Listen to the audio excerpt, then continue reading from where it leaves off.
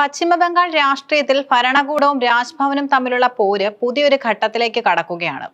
മലയാളിയായ CV Ananda Bose governor പദവി ഒഴിയുമ്പോൾ ആ കസേരയിലേക്ക് കേന്ദ്ര സർക്കാർ നിയോഗിച്ചിരിക്കുന്നത് തമിഴ്നാട് മുൻ ഗവർണറും വിട്ടുവീഴ്ചയില്ലാത്ത ഭരണാധികാരിയുമായ RN രവിയെയാണ്. നിയമസഭാ തിരഞ്ഞെടുപ്പ് പടിവാതിക്കൽ നിൽക്കുന്ന ബംഗാളിൽ മുഖ്യമന്ത്രി മമതാ ബാനർജിയും രാഷ്ട്രീയമായി ഭരണപരമായും പ്രതിരോധിക്കാൻ കേന്ദ്രം പ്രയോഗിക്കുന്ന ഏറ്റവും ശക്തമായ തന്ത്രപരമായ നീക്കമായാണ് ഈ നിയമനം വിലയിരുത്തപ്പെടുന്നത്. കേവലം ഒരു ഗവർണർ മാറ്റത്തിനപ്പുറം ബംഗാളിന്റെ രാഷ്ട്രീയ ഭാവിയെ തന്നെ സ്വാധീനിക്കാൻ പോകുന്ന ഒരു നിർണായക തീരുമാനമാണിത്.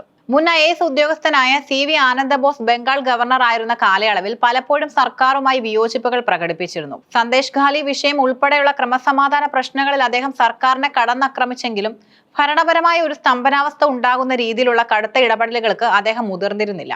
പദവിയുടെ അന്തസ്സ് കാത്തു സൂക്ഷിക്കാനും സർക്കാരുമായി ഒരു പരിധിവരെ ആരോഗ്യകരമായ ബന്ധം നിലനിർത്താനും അദ്ദേഹം ശ്രമിച്ചിരുന്നു.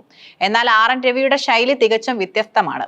തമിഴ്നാട് ഗവർണർ ആയിരിക്കെ DMK സർക്കാരുമായി അദ്ദേഹം നടത്തിയ പരസ്യമായ യുദ്ധം ഇന്ത്യൻ രാഷ്ട്രീയ ചരിത്രത്തിൽ തന്നെ അത്യപൂർവമായ കാഴ്ചയായിരുന്നു. നിയമസഭ പാസാക്കിയ ബില്ലുകളിൽ ഒപ്പിടാതെ ദീർഘകാലം പിടിച്ചുവെച്ചും സർക്കാരിന്റെ നയപ്രഖ്യാപന പ്രസംഗത്തിലെ ചില ഭാഗങ്ങൾ ബോധപൂർവം ഒഴിവാക്കിയും അദ്ദേഹം സർക്കാരിനെ വിയർപ്പിച്ചു. തമിഴ് വികാരങ്ങളെ മുറിപ്പെടുത്തുന്ന രീതിയിലുള്ള പ്രസ്താവനകൾ നടത്തിയതിലൂടെ അദ്ദേഹം ജനകീയ പ്രതിഷേധങ്ങൾക്കും ഇരയായിരുന്നു. ഇത്തരത്തിൽ വിട്ടുകൊടുക്കാത്ത പോരാട്ട വീര്യമുള്ള ഒരാൾ കൊൽക്കത്തയിലെ ലോക്ഭവനിൽ എത്തുമ്പോൾ മമതാ ബാനർജിക്ക് അത് വലിയൊരു വെല്ലുവിളിയാക്കുമെന്നത് ഉറപ്പാണ്. 1976 ബാച്ച് കേരള കേഡർ IPS ഉദ്യോഗസ്ഥനായ രവീന്ദ്രനാരായണ രവി പോലീസ് സർവീസിൽ ഇരിക്കെ തന്നെ കർക്കശക്കാരനായ ഉദ്യോഗസ്ഥൻ എന്ന പേരെടുത്ത വ്യക്തിയാണ്.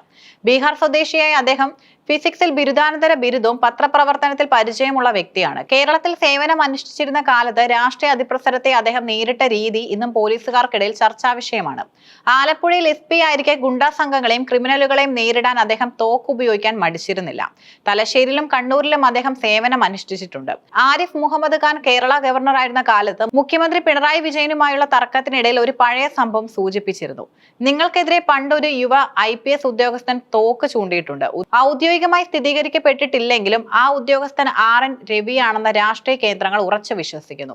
കണ്ണൂർ SP ഓഫീസിലെ ആ മേശപ്പുറത്തെ മുഷ്ടിപ്രഹരവും തുടർന്നുണ്ടായ റിവോൾവർ ലോഡിങ്ങും ഒരു ആക്ഷൻ സിനിമയെ ഓർമ്മിപ്പിക്കുന്നതായിരുന്നു. രാഷ്ട്രീയക്കാരുടെ ഭീഷണിക്ക് വഴങ്ങാത്ത ഈ പ്രകൃതമാണ് അദ്ദേഹത്തിന് മിന്നൽ രവി എന്ന പേര് നേടിക്കൊടുത്തത്. പോലീസ് സർവീസിന് ശേഷം ഇന്റലിജൻസ് ബ്യൂറോയിൽ ദീർഘകാലം പ്രവർത്തിച്ച രവിക്ക് രാജ്യസുരക്ഷയുമായി ബന്ധപ്പെട്ട വിഷയങ്ങളിൽ അഗാധമായ അറിവുണ്ട്. ജമ്മു കാശ്മീർ, വടക്കുകിഴക്കൻ സംസ്ഥാനങ്ങൾ എന്നിവിടങ്ങളിലെ വിഘടനവാദ ഗ്രൂപ്പുകളെ സമാധാന ചർച്ചകളിലേക്ക് കൊണ്ടുവരുന്നതിൽ അദ്ദേഹം നിർണായകമായ പങ്കുവഹിച്ചു. നാഗാലാൻഡിലെ പതിറ്റാണ്ടുകൾ നീണ്ട കലാപം അവസാനിപ്പിക്കാൻ കേന്ദ്രത്തിന്റെ പ്രത്യേക ഇടനിലക്കാരനായി പ്രവർത്തിച്ചതും അദ്ദേഹമാണ്. നാഗാലാൻഡ് ഗവർണറായും അദ്ദേഹം സേവനം അനുഷ്ഠിച്ചിട്ടുണ്ട്. അജിത് ഡോവലിന്റെ വിശ്വസ്തനായ രവിക്ക് അതിർത്തി സംസ്ഥാനമായ ബംഗാളിലെ നുഴഞ്ഞുകയറ്റവും ക്രമസമാധാന പ്രശ്നങ്ങളും കൈകാര്യം ചെയ്യാൻ പ്രത്യേക വൈദഗ്ധ്യം ഉണ്ടാകും. ബംഗാളിലെ സംഘർഷഭരിതമായ രാഷ്ട്രീയ അന്തരീക്ഷത്തിൽ നിയമം മുറ പോലെ നടപ്പിലാക്കാൻ ആരുടെ മുന്നിലും കുലുങ്ങാതെ അദ്ദേഹത്തിന്റെ ശൈലി കേന്ദ്ര സർക്കാരിന്റെ വലിയ മുതൽക്കൂട്ടാകും. മമതാ ബാനർജിയും രാജ്ഭവനും തമ്മിലുള്ള പോര് നിലവിൽ തന്നെ രൂക്ഷമാണ്.